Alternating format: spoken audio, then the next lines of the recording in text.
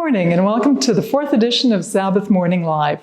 I'm Lynn McDowell, Director of Planned Giving and Philanthropy, and this year we want to do something special. We wanted to bring you into the heart of Maskwacis and our Maskwacis outreach and share some very special moments with you. This is the first time that I'm seeing the 2003 Founding Donors Wall. It's been up for almost a year, but because of COVID, I haven't been able to get into the school. But every day that the school is open, the precious children of Maskwacis walk by and see that hundreds of people like you care about them, care enough to provide this place where faith, love, and kindness live. And the reason for hope is found. Ladies and gentlemen, boys and girls, welcome to the 2021 episode of Sabbath Morning Live. Today you're going to meet the new chaplain of Mans and pastor of the Maskwacis company, Tsolo Sebetlela. You'll also meet Hadassah Koester, a Burman student who volunteers at the Maskwacis company and also works for the Samson Cree Nation on the reserve, along with some young Maskwacis community leaders who are a part of the Maskwacis Adventist company, Aiyana Potts and Juliette Rain. We'll also talk with Chief Vernon Saddleback's son Joshua, who attended Mans and went on to graduate from MacEwen University, now back home to work with the reserve youth. We'll also get inside Mans construction class and into the cultural studies classroom with some elementary kids, and hear from the new principal, Mike Willing, and departing principal and new conference superintendent of schools, Gail Wilton. And all that takes place with our host, Pastor Lyle Notice. What's up, everyone? It's your boy, Lyle Notice the First. What do you get when you have passion, desire, purpose, and mission? You actually get MacEwen Adventist. It's a native school. And we are here on site, on location, meeting with some of the most interesting and passionate people you will ever meet. I'm talking about teachers, principals, students. And so right now, join me as we interview our first guest, none other than Pastor Tsolo. And I think when you hear his story, you'll feel and sense the passion he has for the First Nations community. Tell us really how to pronounce your name, because it's not just Tsolo, and that's not even the right way to say it, right? Yeah, it's a very unique name. It's Tsolo. The full name is Tsolo Fellow. So, but to most Canadians, I'm generous enough to allow you to go with Tsolo. Okay, and what does it mean? It means hope. Hope? Yeah. Are you hopeful today? Very hopeful. Man, well, Tsolo, what position do you currently hold here in Alberta? All right, so I am the chaplain here at MacEwen Adventist Native School and the pastor for the Maskwacis company. Wow, okay, so that's a bit of a dual role? Yeah. Wow, that seems like a lot of work. You have a congregation, and at the same time you have a school. That's right. Now, this is your sort of second time around because you were here previously, but let's still kind of stick on your role here. How has it been pastoring here in Maskwacis? It's been a blessing. I'm just thankful for the fact that I've had a few opportunities to be with the students. As you know, COVID threw some curveballs here and there, and we were not able to have the students as regularly as we would have loved to. But yeah, I've gotten to build a few relationships here and there. This is your second time around coming back to this community because when you were at Burman, you were heavily involved in the Maskwacis community. Speaking about that, what year did you graduate from Burman? 2018. 2018, yeah. And your Burman experience, how was that? Burman was the bomb. Yeah. It was great. I had a good time at Burman, and I truly appreciated most of my professors and students that were able to work together. And the opportunity that I had also to be able to help with the Maskwacis community, I think that those are some of the things that helped me with Burman. Shout out to Burman. I went there too, you know what I'm saying? 05, shout out to 05. But while you were at Burman, you got involved with Maskwacis community and MANS. What led you to want to get involved? Interestingly, before I left Ontario, my wife told me that she was interested in Native ministries. And that's what she wanted to focus on. And in my mind, I was like, why Native ministries? The gospel needs to go to everybody. Why do you have to narrow yourself and your potential? It was until my first Sabbath in Maskwacis, I'm like, whoa, this is Canada, right? So that was kind of like an eye-opening moment for me because I didn't expect that. I thought Canada, first world country, that means everybody's living under the lights, everybody's has a high rise around them. So that was kind of like something that was like, okay, so this looks like somehow back home. Wow. Right, so yeah. So how many years did you spend working with the community here and MANS? While I was at school, 4 years. 4 years. Yeah, and then the 2 years that I was in Lloydminster, Bonneville area, I came twice for soccer camps. All right, so yeah, this is your second time being back. First time you were a student, now you're here in a professional role as chaplain and pastor. How is Maskwacis, how is MANS, how is it different? Not necessarily that much of a change. If it weren't for COVID, yeah, then I'll still be mingling with everybody that I had known then, right? But now it's still slow because of the pandemic. And I mean, and yeah, that's one thing about you. You're definitely a people person. You love to be around people and connect. How has that been ministering in COVID? Like, what has that experience been like? How did you have to pivot or? It's been challenging. It's been challenging because I connect with people by doing stuff with them. I don't connect with people over the phone. I'm more into let's go, let's do this together, let's go bowling, let's go places, but that hasn't been possible. But what I've been doing is doing food deliveries. So that's how I get to visit for 5 minutes with social distancing. So that's how I've been doing, but sadly, it's always sad when somebody say, yeah, you know, man, I wish we could go do that. I'm like, yeah, I wish, but unfortunately, right, so. Nice. And now originally you're from Botswana. Yes. And you grew up, born, raised in Botswana, and then you migrated to Toronto. Yeah. What was life like growing up in Botswana? Life was challenging, and on the other hand, it was home. Right. So yeah, we did have challenges, but home is always home. Yeah. And how did that transition come about, where you left Botswana to go to Toronto? How did that happen? What got you to Toronto?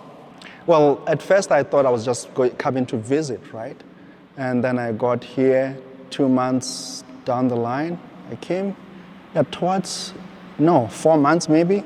I came in October, so January I met this girl at a church, and I was like, oh my goodness, she looks beautiful. So that was a trap for me. That's why I'm still here. So it was a girl that brought you, that allowed you to stay. I think she solidified my stay. She solidified my stay. Yeah. Do you miss Botswana? You still have family there? Yes, Botswana is home, and it will always be home. But yeah, I've never been back home since 2008. Oh. Yeah, so I do miss home. Okay. Yeah. Okay. Your love and your passion for First Nations community, the experience that you've had over the years and the things that you've learned, what are some things that you would say that you would want other people to know or understand that perhaps they just wouldn't have a perspective of because they're not in the community? What are some things you would share? Yeah, I would say When you see somebody most of the time as a human being, it's easy for you to judge them from the outside, how they seem to be. Like somebody's dressed in a nice suit, oh, that means they're living a posh life. Or somebody doesn't have shoes, or that means, oh, that's a poor person, or somebody that does not care for themselves, right? So I think we have to get to a place where, as human beings, where we can be interested in each other's stories. Like, let me get to know you before I can say I know you. Before I can even judge you, I won't allow you in this space. Let me get to know your story, then we can grow together. I love that. I love that. Let me get to know your story, before I cast any sort of judgment. And literally, lastly, what's one of your most favorite moments working in the community, or a story, or something that, whether from your first time being here when you were a student, or even now, but something that you'll just never forget, a memory or a story? Man, there's lots of memories. I'm trying to pinpoint which one, but I would say the soccer camp. I think it was the third year that we did the soccer camp by Samson. What I loved was the collaboration that the partnership that we're having from community members. We had Gokums, grandmothers, who were making food for the kids. Right? Every day, you can imagine 5 days a week, these women are so dedicated to make sure that these children are fed. And we also had volunteers from the community, right? We had the Friday, we had what we call like a family get-together, family fun day, where the parents get to play with their children. It was just so heartwarming to get to see them joking and playing together. And yeah, so that will be my highlight of them all. Wasn't that a great and interesting interview with Pastor Tsolo? I mean, he has something for people. He just loves people, and he loves this community. But up next, we have 3 amazing young ladies, and if you hear their story, you'll be blown away of just their passion and their heart to help the community.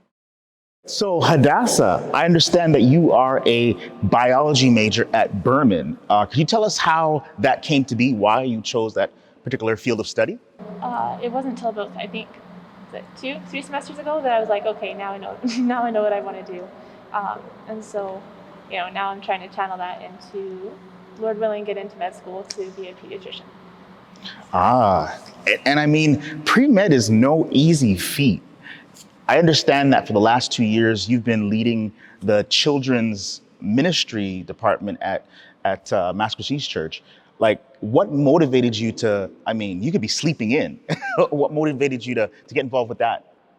I think what motivated me to get involved with it in the first place was that naturally I have quite a bit of energy, and so I need something to keep me going that's on the side. But what kept me involved in it is that, under Burman, yes, I'm the Maskwacis Children's Coordinator Leader, but both Julie and Aiyana here and everyone else are all part of the church, right? So I'm not the only one doing anything, we're kind of a team. And it was the ability, the welcoming atmosphere and the chances of learning to have an experience and this team that kept me here. Okay. And now I hear that you're a house mother for children and young adults on the reserve, and you help with safe spaces for youth and young adults. How did you get involved in that?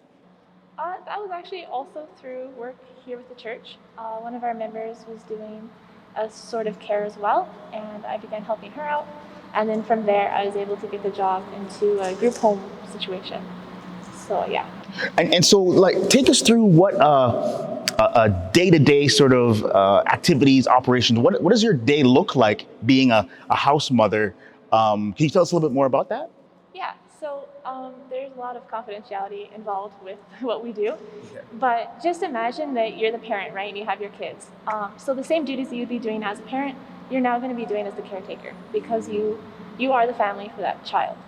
So that means appointments, meals, homework, companionship, anything you can think of that you would do as a parent. That's what a support worker would have to do as well. And so working with Maskwacis in the community, you've come to know a lot of people and meet a lot of people. Do you have any favorite experience with working with the community? I think like a top experience, like I said before, would be we went out on a trip to Nordeg one time. Like it was super spontaneous. Just texted a bunch of people. We jumped in the car, and we went out to Nordeg, did a hike, and we came back. And so it's a little experience, but it was kind of a big experience because it was just fun, and it opened up a lot of good conversations and relationships, and like you're able to go out and experience and do things together. And I'll have to say that most of the time I'm learning far more than anything else. So like I love these experiences because they put me in situations where I have to learn and I'm taught. And that leads me to the next question. What is the biggest thing you've learned working in the community? Ask questions. Yeah, you cannot go wrong asking questions. You don't know everything. In fact, I don't think I knew anything when I came. so ask lots of questions and don't be afraid. Like if you make a mistake, gotta man up to it. Just transparency and honesty. We're just friends, we're all people. We hang out and we're friends. Aiyana, how are you? I'm good. It's good to see you. Now, I understand that you have been going to church when Pastor Peter Ford was here for many years, since you were a kid, really. How has that experience been? Has been good, actually. Pastor Peter and Vicky, they became like a second family to me. So it's been great. Nice. And specifically now, I understand that you didn't graduate from Mans, but you went to a local high school, your band high school, and you graduated from there. How was that experience? That was good. I was actually the first one out of my siblings to graduate. I'm the second oldest, and then I was the first one out of my Muslim and Gukum's grandkids to graduate. So it was a big deal, actually. That is, you know what? We need a clap for that. Wow, you're making the first of history in your family. How do you feel about that? Like being the first in your family to graduate high school. Like, what kind of feelings does that bring you? It feels real good. I knew I was gonna be the first just because my brother, he was busy with his girlfriend and making the family, right? So he had younger ones. So I'm you know what? I'm gonna pass him. Yes, yeah. So you're a true leader just from out the gate, leading. Now, I understand as well that you were a part of the summer team since you were 12. How old are you now? I'm 21. So you've been doing that every summer since you were 12? Wow. So, do you feel like a leader? Not yet. But it's cool because you had that experience from 12 and now you're in your 20s. I'm sure that you learned a lot of things. I did. What would you say that you learned the most from the summer program? Getting out of my comfort zone. Because when I first started, I was real shy. Wouldn't say anything, but stay close to Pastor Peter or one of the other people. Now I'm okay with talking, leading the group, talking to kids. Wow. So that piece about leading, and I love that, the fact that you're that took you out your comfort zone. What brought that leader sort of spirit out of you? Was it specific something that sort of pushed that? Because you weren't always like that. But being in the program, did something where you just stepped up? Did something push you? I think all these years watching everyone else lead and do their groups or their little sessions they had, I was one day I want to be like that. So I think seeing that got me okay, I need to get out of my comfort zone and I need to just do it and not be shy. Yeah. That's awesome. That's so awesome. And I understand that you're up for another summer. You're doing something this summer, so you're not stopping. And so tell me this. One of the last questions. What's in store for this summer? What are you guys doing? What are you guys up to? Where are you going? So this year is different just because of COVID. So we're trying to make videos and put them on YouTube so the kids can look at or like watch. So we're doing that right now. Wow. Juliette, and your last name's Rain. I think that's such a dope, that's really, I mean, good, great last name. Rain, like, I tell people, like, yo, call me Rain. Isn't that cool? Do you ever do that? No. All right, cool. We'll stick with Juliette. So Juliette, you are a student here at Mans. This June, when school year's done, what grade are you going to be finishing? I'm going to be finishing grade 11. Grade 11. Okay, so you're going into grade 12. This is gonna be your last year, and you're gonna graduate next year, God willing, Rain. Okay, so I understand that you were a part of Total Praise, the signing group, which was led by my wife. Yeah. And you performed at camp meeting one year. What was that experience like? It was scary at first, but then getting into it, it was fun. Do you enjoy signing? Yeah. What do you enjoy most about sign language? Getting to meet new people while going to do it, and then just feeling like a good connection between all of them. Nice. And I heard you did something super cool during COVID. I heard that you started a Facebook group for teachers and students as soon as there was a lockdown, and you started a group. Can you tell us a little bit more about that? Well, I started the Facebook group so that everybody can keep a connection and keep a way to talk to each other and just check in. Wow. I love that. Like the fact that you took initiative, like you stepped up to the plate. No one asked you to do that, right? But you just did it. I mean, that's powerful. And how's it going now? It's going good. You know, people still share there, and wow, that's awesome. When you think of Mans, when you think of the school, what do you like about Mans? What's your favorite thing about Mans? I think my favorite thing about Mans is how every child here or student can be involved in something, and how everybody works together. Wow. I love that. And one of the last questions I'm going to ask you, Juliette, is what are your plans after you graduate next year? What are you thinking of doing? Hoping to get into college or get into welding trade.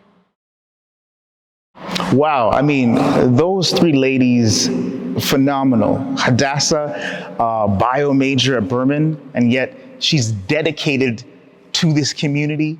I mean, you think about Juliette, who started a Facebook group for teachers and students during COVID, taking the initiative. And then you have Aiyana, who has been working with the summer team since she was 12 and learning leadership skills. Just amazing. Up next, we have a special guest, Joshua Saddleback, and he is the son of the current chief here at Maskwacis. He's also a graduate of MacEwen. We are here with Joshua Saddleback, who is the son of Chief Vernon Saddleback from Samson Cree Nation. Welcome. Hello. Nice to be here in the home here at MacEwen University. What is it like being the son of a chief, by the way? You know, it's no difference being that, he's still just my dad. So there's really no change in my life versus his life. You know, when we're at home. I'm still his son. He's still my dad. So there's honestly no difference from the average. That's awesome. Well, it's a privilege to have you here today. And you're also an alumnus of Mans. What was your experience like going through Mans at the time? What was my experience like?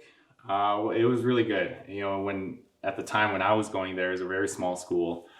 I think off the top of my head, I think they only had around 200 students, or it might be less than. They only went up to grade 9. I came into grade 5, and I stayed up until grade 9.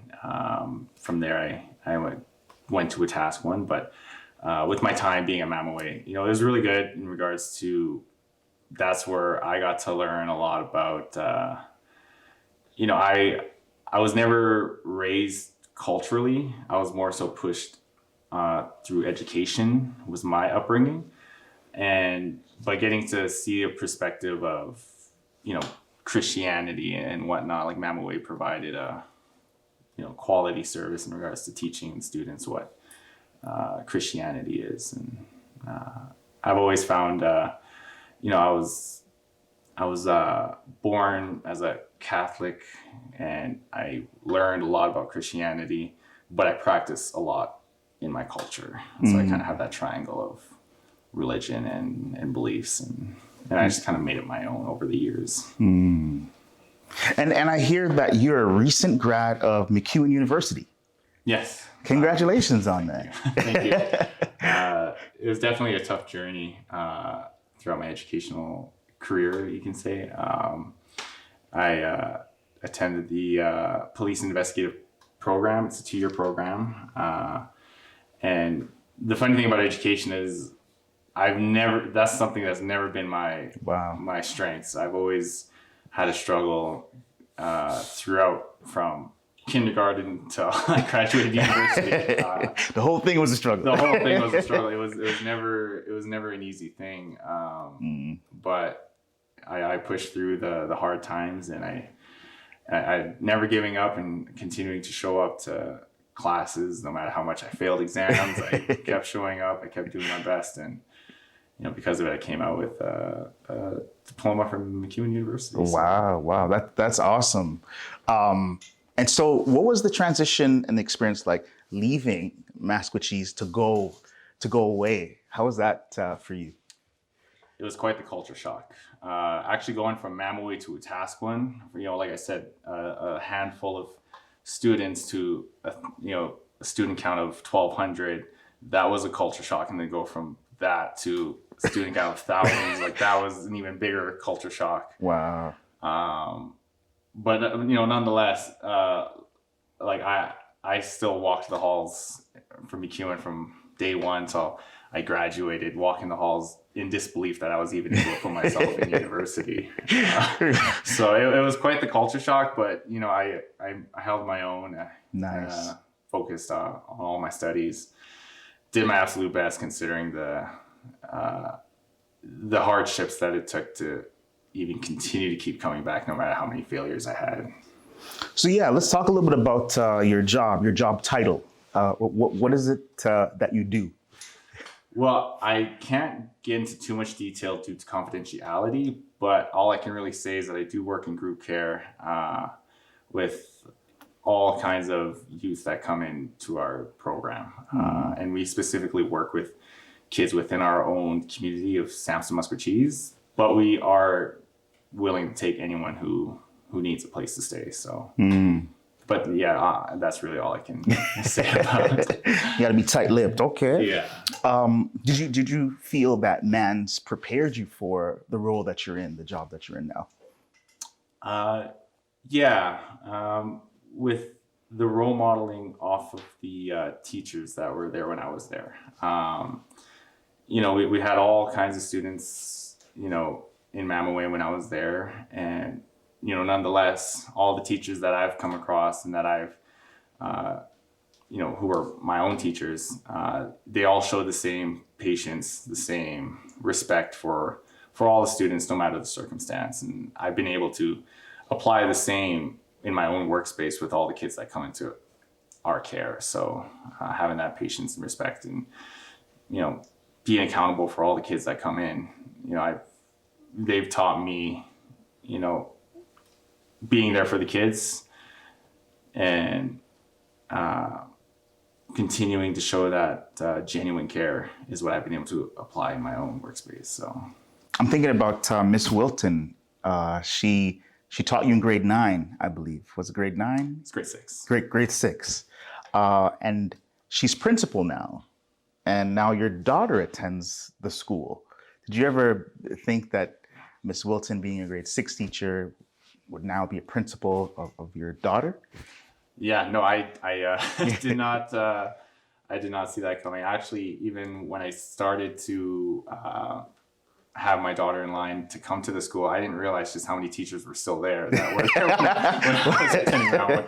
So you're like, wow, you're still here? Yeah. So It's just a more comfort feeling that I know, because I had a really good experience with not just Miss Wilton, but all the teachers that were there when I was there. And so I know sending my daughter there, it's just a more comforting feeling knowing that she's going to get the same experience that I got, which was nothing but genuine care. Right.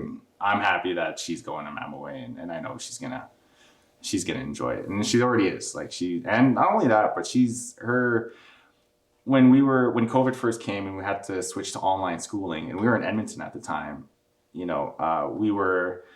was a hard transition from her to go in class to online, and the expectations that they had for our students, and to have the parents involved with the online learning, it was a struggle. Yeah. And coming to MacEwen, it's funny because I remember we're doing simple math, we're working on our numbers, we're doing the ABCs, and I remember right before we came to MacEwen, me and my daughter were struggling to not only learn the ABCs and counting 1, 2, 3, and since just the few months that she's been at MacEwen, now she's reading, she loves math, doing this basic math skills, and it's funny just how quick that transition, how it's come just from since she's been at MacEwen. So that's awesome. Yeah, so I love that she's going there, and I love that all the teachers that were there when I was there, or most of them, are still there. So I know Kai's going to get the same quality of care that I got when I was there. So you were able to take a look at the sculpture that was done by 2 students from Mans. I hear it's actually going to be a part of an international exhibition of welded art. So what did you think?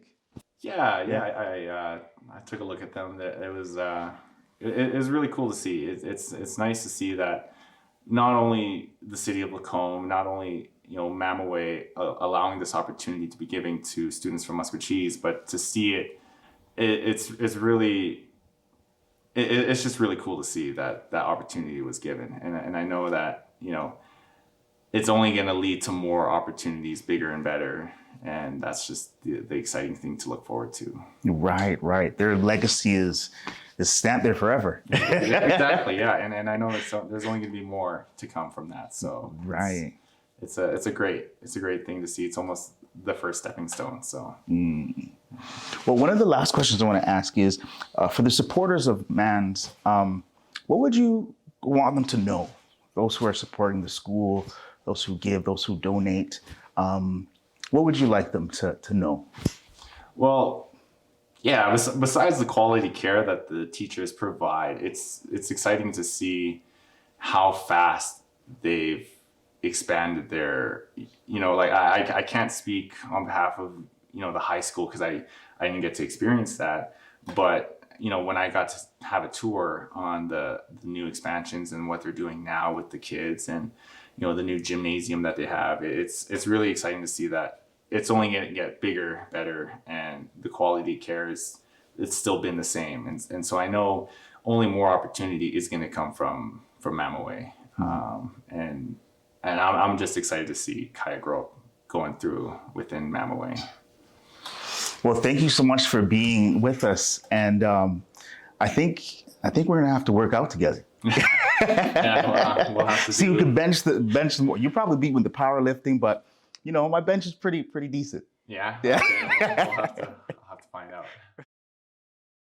Up next, we are going to be talking with the principal, Mike Willing, and Janice Clark, who is a cultural studies teacher here at Mans.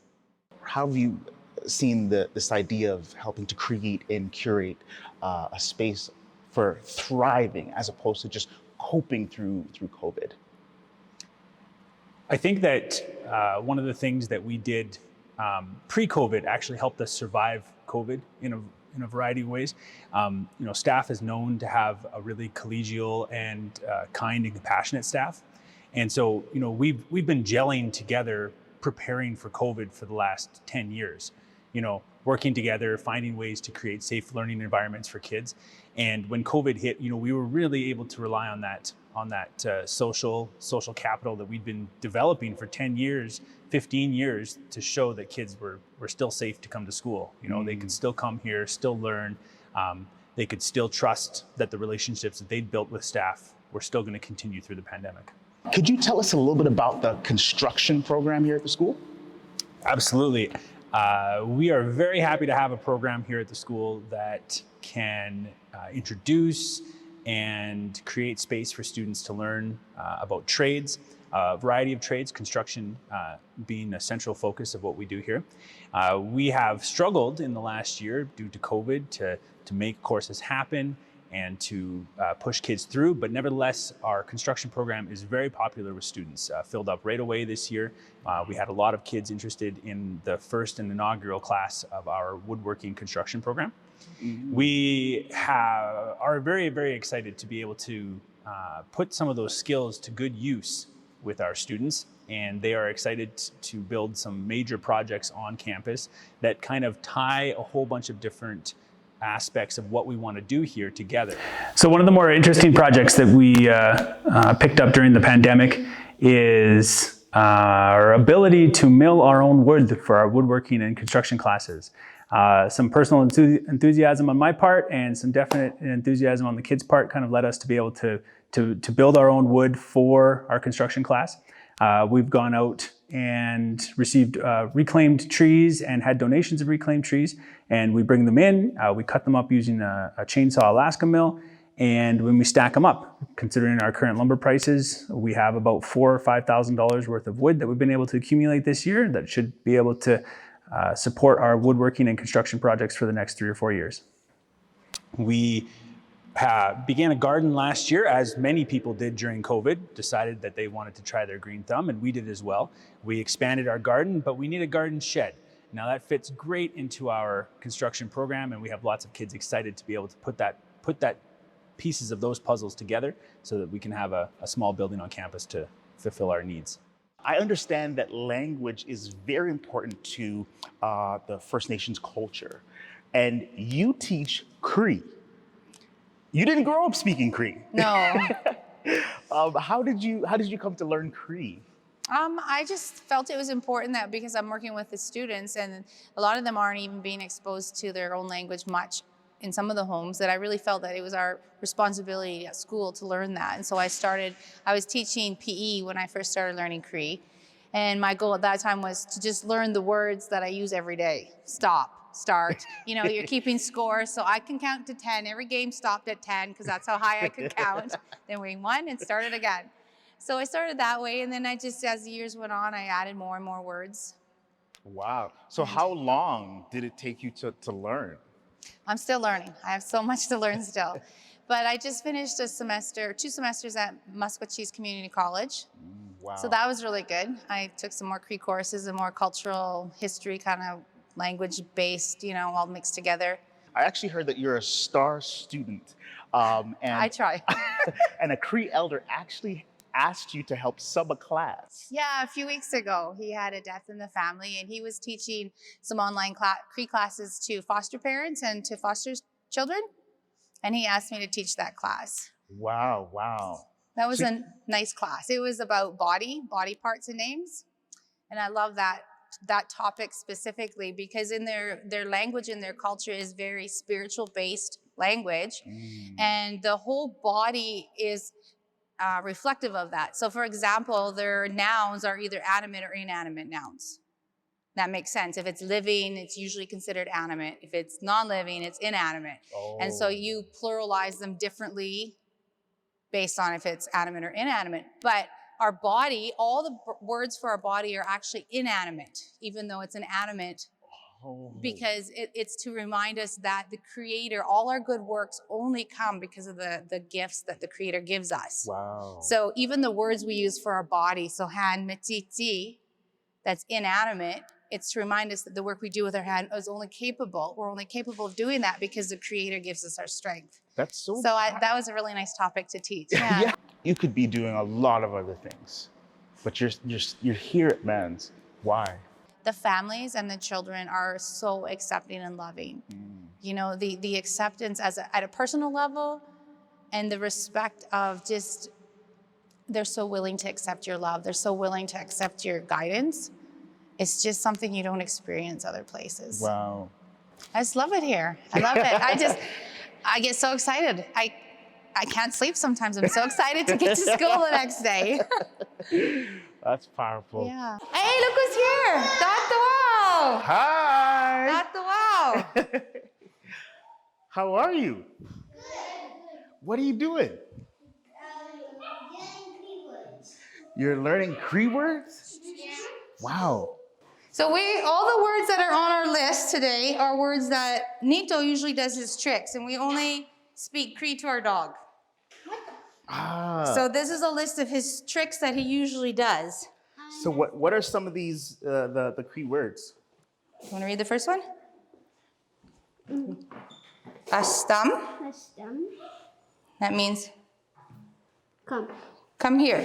So Janice, tell me, when did you even have time to do all of this? A couple weeks ago when the province shut down the schools again, and because of COVID, we had 2 weeks in a row with no students here. So as soon as that was announced on, I think it was a Thursday, I went home and I ordered my mural off of Amazon and I started the project and I created it, and then I came back and did all the painting and the drywall fixing and mudding, and then I asked Kelly Baker to come, or Kelly Jagger, pardon me, to do the mural and hang it up. And so her and my husband and her husband and my husband did the window trims. And wow. So during COVID, when there was no school and no students, I worked for them. Up next, we are going to be talking with Gail Wilton. Gail, I want to say congratulations. I mean, you've done an amazing work here, from teaching to being the principal, and now you've been called to the Alberta conference office to be the superintendent for education in all schools. I mean, what is that like? What does that feel like? Well, you know, I'm excited. I'm very excited, but it is a bittersweet, change. I have been here for 17 years. Started here back in 2004. I've seen so many changes in the school. Been through thick and thin with a lot of staff and several of our students. I've watched students grow up and graduate and been able to be a part of getting them through to grade 12 and the expansion with the new high school building. You know, it's been a fantastic number of years, and you know, I've thoroughly enjoyed it. I am looking forward to moving into this next phase of service, where I will still continue to work with Mamaway. There's nobody going to take Mamaway out of my blood. And now Mamaway will still be part of what I do, as well as being able to be a part of the rest of our schools within our Adventist school system throughout Alberta. So it is very exciting, a little intimidating at times, you know, when you really sit and think about it, but learning curve. But I know I have a great team at the conference office to work with. I know I have a great team of educators within our conference, so I'm looking forward to. So, you know, my wife who used to work here, Cherie, she said that, you know, you were one of the best principals to work under. And so, you know, we need to give you your flowers now. Tell me this in closing. What is one thing you're going to miss about working here at NANS as principal? You know, it is such a family environment here. And I love the staff that I work with and the staff that I've worked with over the years. And so I'm not saying goodbye, but certainly working with the staff, you know, getting to know the students as they've grown and watch them mature into adulthood. Those are some of the biggest things that I'm gonna miss. But like I said, I'm still gonna spend as much time in all the schools as I possibly can, because that's what part of my passion is working with staff and working with students. And now not only do I get to work with Mamaway, but I get to work with the rest of our schools as well. So I'm excited. On school visits, you might spend a little extra time here, right? I want to thank you guys for joining me along this ride of understanding and hearing the experiences of teachers, principals, students, past students. There's no doubt about it. There's something special happening here at Mans. And we want to continue to support this amazing legacy as they continue to be a lighthouse for the community. We'll see you again next year with your host, with the most, Lyle Notice the First, rocking the J's. Peace.